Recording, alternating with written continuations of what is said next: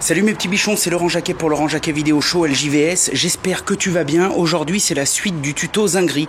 Tu sais, dans la première partie de la vidéo, je t'ai montré comment installer un chéneau, une gouttière en bas de pente d'un abri qu'on avait fait avec un collègue.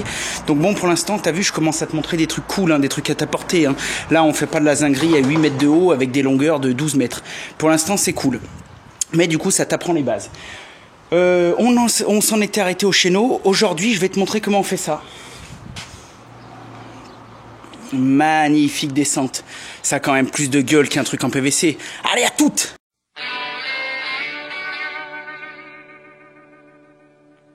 Bon les bichons, on continue.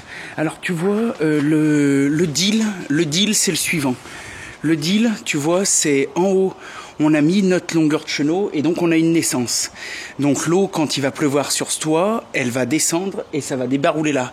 Donc le but, c'est d'emmener l'eau qui sort ici, pas dedans, dans ce trou. Ok? Allez, c'est parti, je te montre. Tiens, regarde, je te montre un truc pour te coucher moins bête. Le tuyau de 100, c'est le diamètre. Diamètre 100, 100 mm, 10 cm. En zinguerie, on utilise principalement deux diamètres pour du domestique, du particulier de la maison, du 100 et du 80. Après, il existe du 125, etc., etc. Il faut savoir que ces tuyaux, donc que tu achètes, ils sont mâles femelles. Donc ça veut dire que la feuille qui a servi à les faire, le développer, c'est le même d'en haut en bas, sauf que quand ils les ont soudés, d'un côté, ils les ont rétrécis.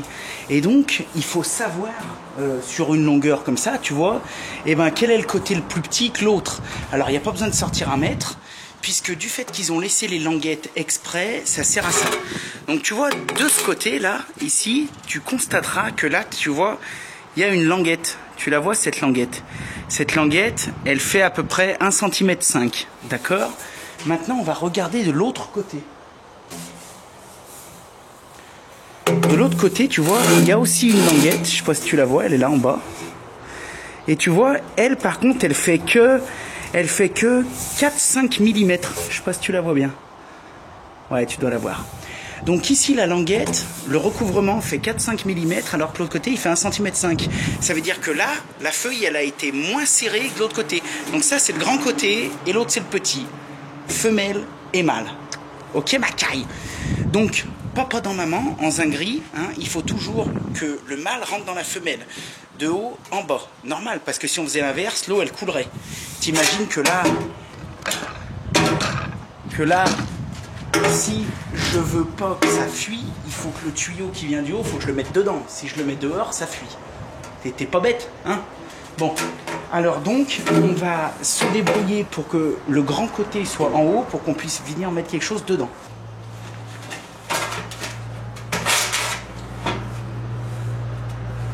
Ok. Donc là, je suis emboîté dans l'ancien emplacement de la descente plastique. Maintenant, il va falloir qu'on fasse le jeu de coude. C'est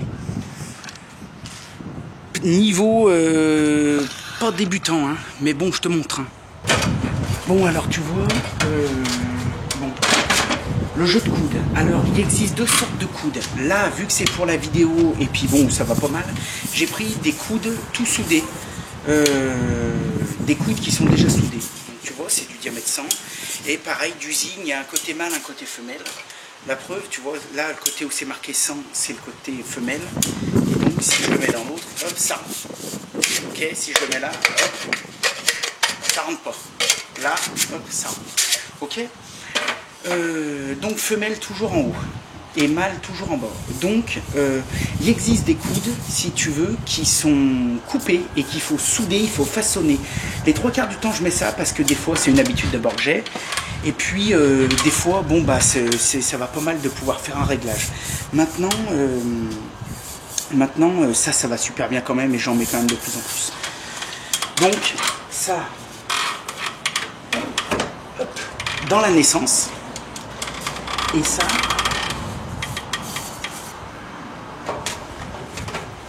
dans le tuyau. Jusque là, rien de compliqué. Ensuite, on va pas se prendre la tête, on va mesurer entre les deux. Donc tu vois, entre là et là. On va essayer de les aligner comme j'ai fait, tu m'as vu faire. Donc là, je trouve... Attends.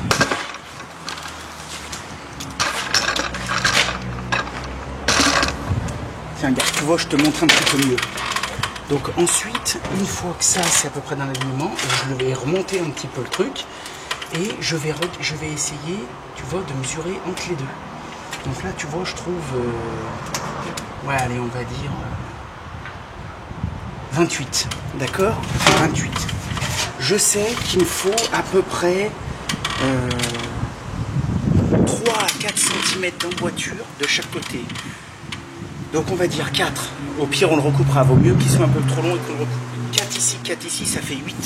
28 plus 8, ça fait 36. Donc il faut que j'aille couper maintenant un bout de tuyau, 36 cm. Allez hop, on y va. Ok mes cailles. Donc là, comme je t'ai dit, il faut qu'on coupe un bout de 36 cm. Alors là, c'est pareil. On a un côté mâle, un côté femelle, comme sur tous les tuyaux.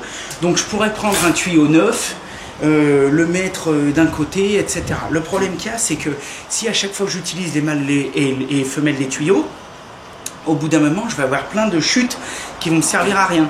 Donc des fois, je suis bien obligé, comme là, tu vois, j'ai une chute, de venir prendre au milieu ou de venir prendre d'un côté ou de l'autre. Mais le problème, c'est que si je prends au milieu, je serai ni mâle ni femelle, tu vois, ça va rentrer moyen. Donc à ce moment-là, j'ai une technique que je vais te montrer. D'abord, tu vois, bon bah là, j'avais fait une coupe où il y a une petite bavure. Donc je vais déjà égaliser la coupe pour que mon tuyau soit joli. Donc je prends ma cisaille et tu vois, j'enlève un centimètre un peu plus. C'est juste pour dire, je prends égaliser. Ok, donc la première chose, on va voir si, tu vois, ça rentre pas dedans. Par contre, ça ira peut-être de l'autre côté. Ouais, ça va aller de l'autre côté. Donc, première chose, je vais déjà couper ma longueur. 36.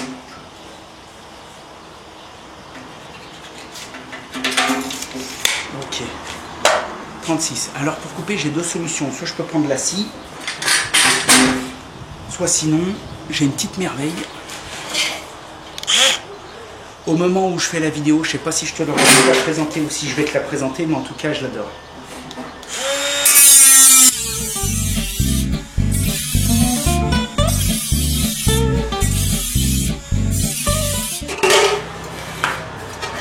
Voilà, j'aurais dû le tenir. Connerie. Mais bon, ça va, tu vois, il n'est pas poqué, mais il faut faire gaffe. Donc ça, j'y range. Qui rentre pas. Alors, tu vois, ce côté, il rentre pas.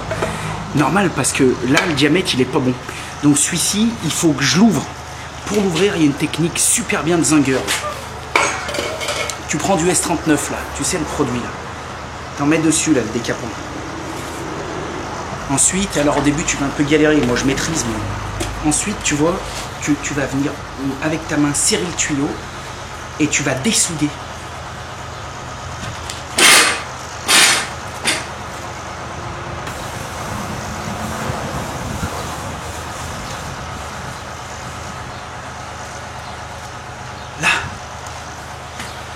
Là, tu vois, j'ai dessoudé.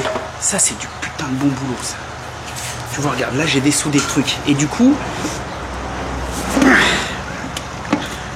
Ah Dieu, je me brûle. Du coup, je peux lui écarter les côtelettes. Et du coup...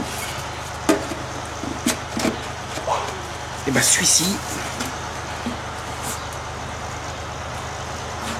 Il rentre. Yeah, ma caille.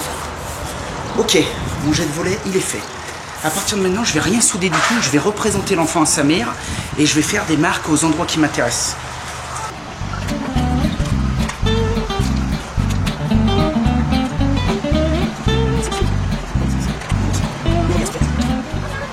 Je pointe déjà en premier sur mes traits pour être sûr que ça bouge pas.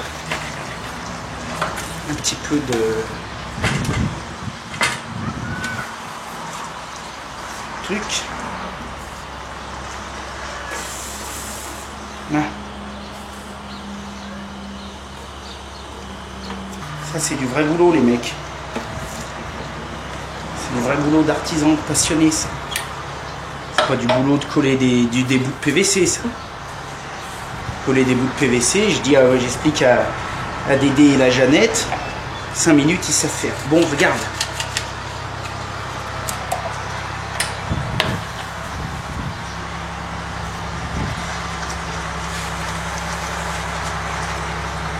Ok, là j'ai tout pointé.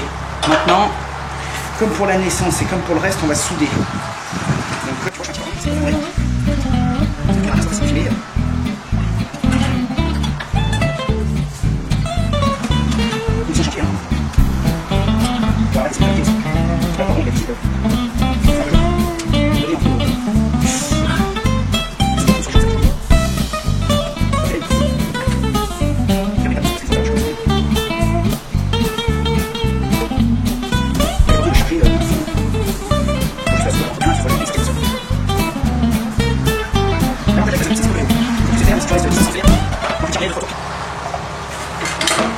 c'est intéressant de savoir travailler le zinc, parce que bon, tu peux faire de la zinguerie comme ça, mais c'est un métier que j'adore, parce que c'est pareil. Moi, je suis quelqu'un de... sans prétention, mais je suis quelqu'un de vachement créatif. J'aime créer, fabriquer des tas de choses, et j'aime travailler la matière. Travailler la matière, ça veut dire partir de rien et arriver à faire quelque chose avec. Et tu vois, le zinc, le cuivre, c'est des choses qui me le permettent. Donc tu vois, je te montre ça, c'est pour te montrer aussi que c'est pas tant savoir souder un chenot, c'est te dire que si tu t'intéresses à ça, après tu vas pouvoir faire tout plein d'autres trucs, des petites girouettes, des épis, des habillages divers et variés. La zinguerie, c'est quelque chose de super intéressant. Travail de la tôle comme ça, c'est les métaux doux. En fait, ça n'a rien à voir avec le travail de l'acier, le travail tout est bien, tout est bien. La zinguerie, c'est plus soft. Tu peux travailler du cuivre. Tu vois, tout ce que je te montre, ça existe en cuivre. Tu peux acheter des feuilles de 2 mètres par 1 mètre. Et avec ces feuilles, fabriquer tout ce que tu veux.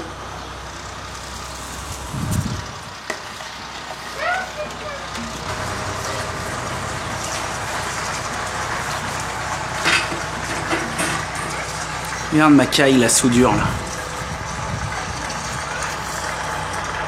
Tu vois, c'est sympa. Bon, après, il faut pas oublier qu'on avait dessoudé ça pour lui agrandir le machin. Donc, un petit coup.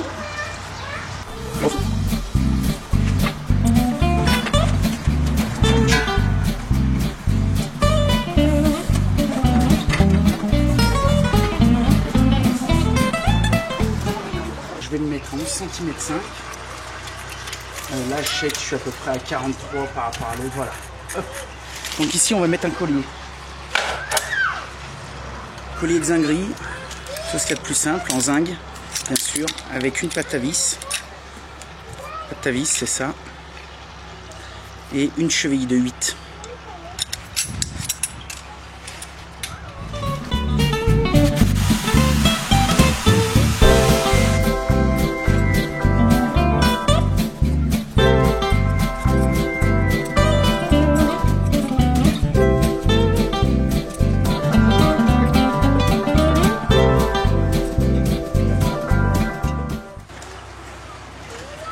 On va faire pour faire joli aussi, pour histoire de finir, on va mettre une bague.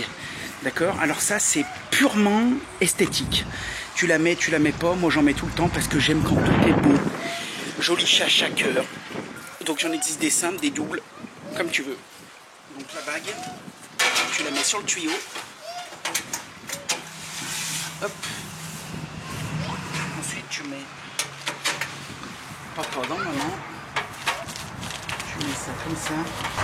Ensuite, on va embourber ça dedans, super bien.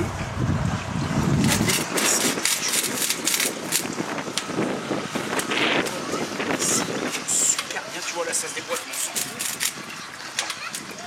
Là, je vais virer.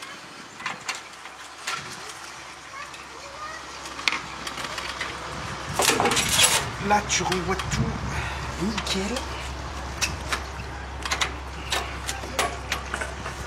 Bien vers le haut, super. Et là, hop, tu vas venir bloquer ça.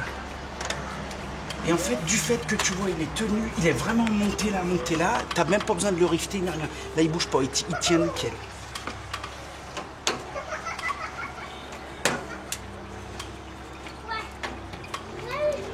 Après, des fois, quand c'est en hauteur ou quoi que ce soit, des fois, tu peux percer, y mettre un rivet. Bon, c'est pas obligatoire. Tu vois, en haut, je suis confronté à un autre souci, c'est que ça, quand ça va, si j'y laisse comme ça, quand ça va couler, la longueur de ce toit, ça va gicler. Donc ici, il faut que je remette un petit bout de tuyau. Allez.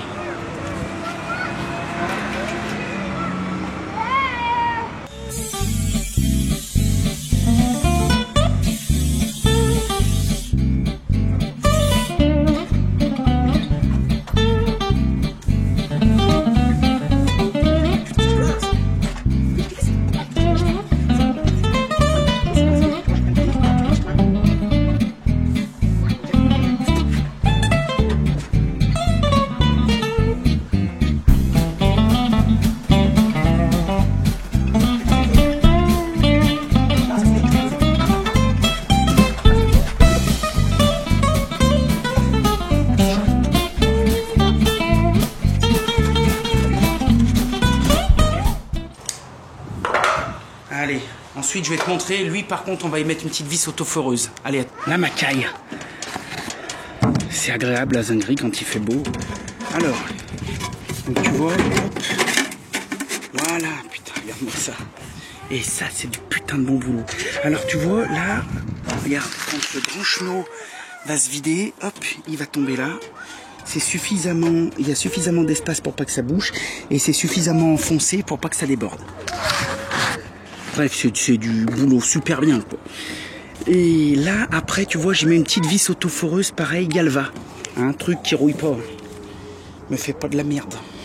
La soudure derrière, comme ça, elle se voit pas. Et là, pif, paf, pouf, paf, c'est à peu près droit. C'est droit, même. Et là...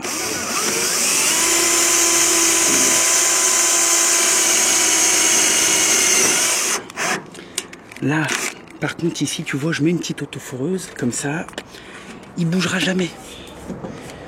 Voilà, bon bah écoute, on a fait du bon boulot. Si on essayait de mettre un petit peu de flotte dedans pour voir si ça part. Moi je suis d'accord. Allez. Bon macaille. Je te fais voir.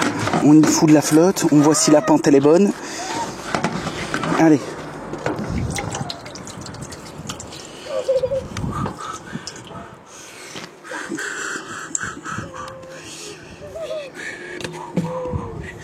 Nickel. Ça part, ça part, ça part, ça part, ça part. Allez, on va voir là-bas. Et voilà.